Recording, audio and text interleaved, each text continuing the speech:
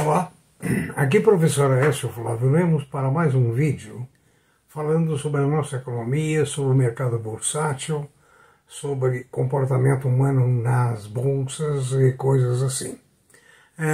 Hoje nós vamos falar especificamente sobre o SVB, o banco que lá do Vale do Silício, que causou um grande tumulto, uma grande quebradeira recentemente. Queira, por gentileza, manifestar as suas opiniões no corpo do próprio vídeo ou então através do e-mail previsioneseconômicas.com.gmail ou e veja nossa relação de vídeos e outras informações em www.previsioneseconômicas.com.br. Bom, nós falamos no vídeo passado o que é um banco. O banco não é nada mais, nada menos que um intermediário. Ele pega dinheiro aqui e empresta dinheiro ali. O Banco Central vem a controlar o volume de dinheiro no mercado. Maior o volume de dinheiro no mercado, menor a taxa de juros. Menor quantidade de dinheiro no mercado, maior a taxa de juros. Ou seja, o banco age através do depósito compulsório. Quando ele quer que ele tenha mais dinheiro no mercado, digamos, cada 100 depositados em banco, ele recolhe 10. Quando ele acha que deve secar o mercado, para dificultar o crédito, em cada 100 ele pode recolher 20, 30, coisas assim, tornando o dinheiro mais caro. Agora, o Vale do Silício tem muita semelhança, até certo ponto, com a quebra de 2008. Eu disse que os bancos são meros intermediários, ou seja, eles pegam dinheiro aqui e emprestam ali. Pegam aqui e emprestam ali. Nessa arte do pegar ao menor custo possível, do emprestar ao maior custo possível, está a ciência do banco. O outro lado também é a diversificação das aplicações do banco. O SVB aplicou a maior parte do dinheiro dele em startups na área de tecnologia. Resultado, houve uma concentração excessiva. O segundo ponto, grande parte da garantia eram títulos hipotecários. Nós sabemos que imóvel não tem liquidez.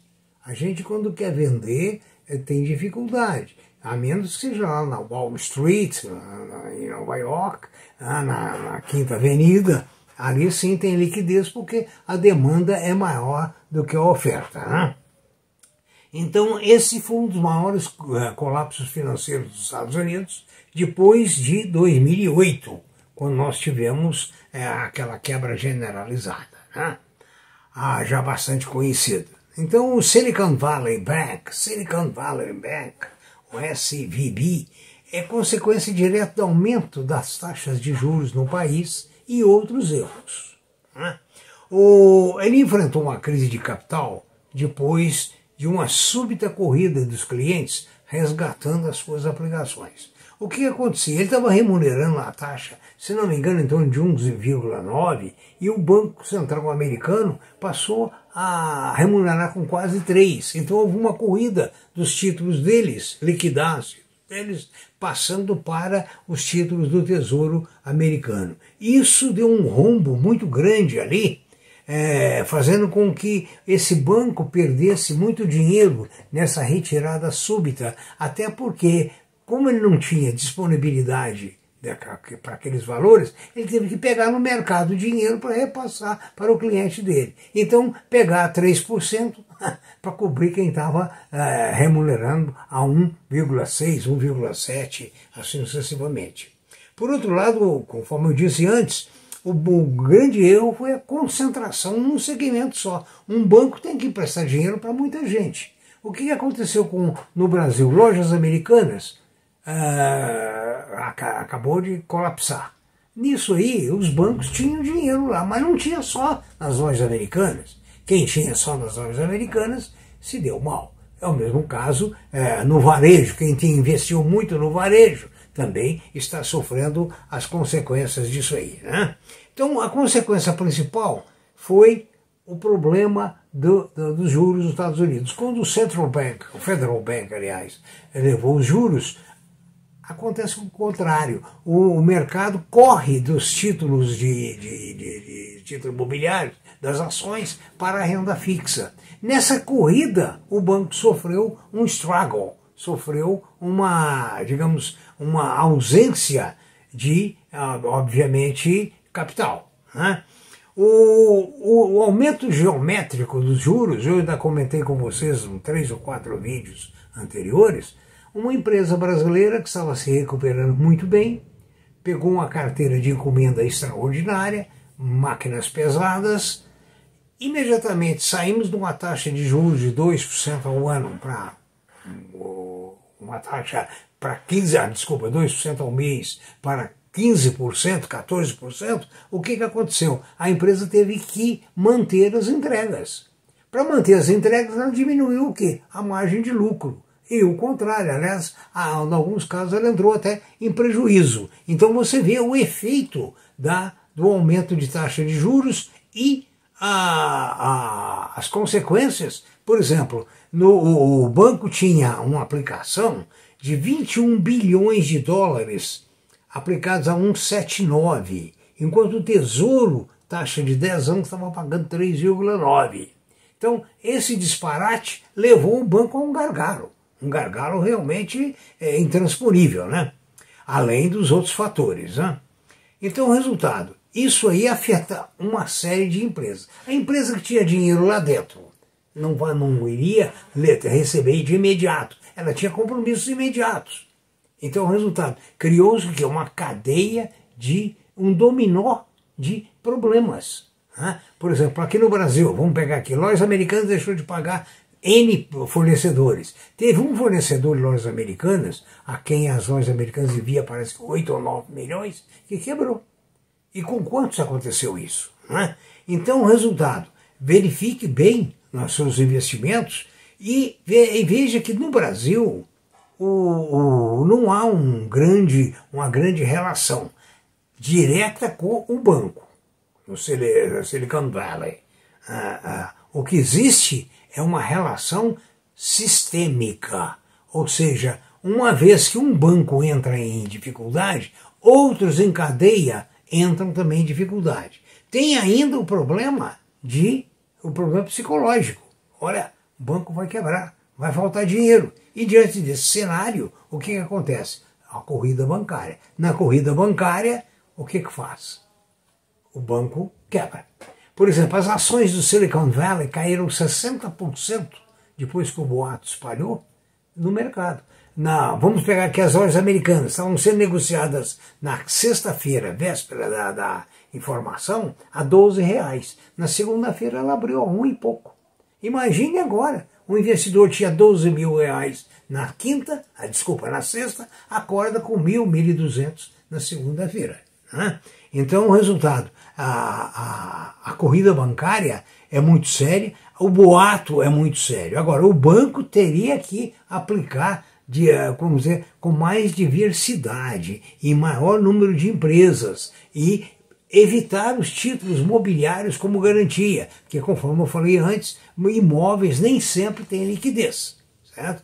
Então, o resultado, afetou o sistema financeiro? Claro. Vai afetar mais? Claro, até porque afeta a credibilidade nos sistemas. Eu quero lembrar a vocês que o banco é mero intermediário. Se de uma hora para outra surge necessidade de saque acima do que ele tem disponível, inicia uma corrida, porque ele tem que recorrer a outros bancos, ou o Banco Central. Nem sempre o Banco Central pode agir imediatamente, ou nem sempre quer agir imediatamente. Então, o Silicon Valley Bank realmente cometeu os erros graves, que você, nas suas ações, pode estar cometendo também. Por exemplo, se você concentra suas ações em mineração, a mineração na China vai mal, o minério de ferro na China vai mal, suas ações irão mal, certo? Você concentra em banco, o que aconteceu? Nossos bancos aí andaram com as pernas bambas pelo boato, não sei se existe o fato, certo? Mas pelo boato, sim. Então, o que acontece é o seguinte, você tem que pegar a sua carteira de ações diversificada. Aplica em sistema financeiro, aplica em mineração, agricultura, commodities em geral, ou seja, faz um leque de aplicações. Não faz o erro que o Silicon Valley fez. O Silicon Valley Bank aplicou a maior parte dos seus ativos nas startups. As startups começaram a ir mal com o aumento da taxa de juros e queda da demanda. Uma coisa importante que eu disse a você, à medida que você aumenta os juros, você diminui a demanda. É o mesmo caso dos impostos. Um governo que aumenta os impostos, ele faz o quê? Ele diminui a demanda, porque a massa de dinheiro continua a mesma, só maior no bolso dele. Eu disse a vocês há poucos dias sobre a Irlanda. O grande golpe da Irlanda foi para atrair Microsoft, Google e outras empresas, foi colocar uma taxa de remuneração estatal, ou seja, de imposto baixíssima. Atraiu muita gente. Então ele se tornou um país mais rico ainda, ou rico, conforme queiram. Por quê? Graças à expertise da técnica da questão dos juros. Eu espero ter explicado bem a você, e caso haja dúvida, também manifeste as suas perguntas. Muito obrigado e espero que você não esteja na corrente do Silicon Valley Bank e nem naquela corrente de concentração de ativos numa coisa só. Se você, pois, tem 10 imóveis ou mais, você pode pensar que está rico, mas você não está líquido. Ou seja, se você precisar de fazer dinheiro, você tem que fazer uma hipoteca, recorrer a um banco, pagar juros e assim sucessivamente. Enfim, o que eu sempre sugeri desde o primeiro vídeo, que você acompanhe a economia nacional, a internacional, a economia política, os dados contábeis e financeiros das empresas. Não esquecendo que muitas vezes os dados nos enganam, como foi o caso das lojas americanas. Espero ter sido útil e que você coloque seus investimentos em cestas diversas para que quando uma cesta furar, outras cestas estejam bem. Ou seja, mantém a sua liquidez mínima. Ok? Muito obrigado, bom proveito, uma boa tarde ou uma boa noite.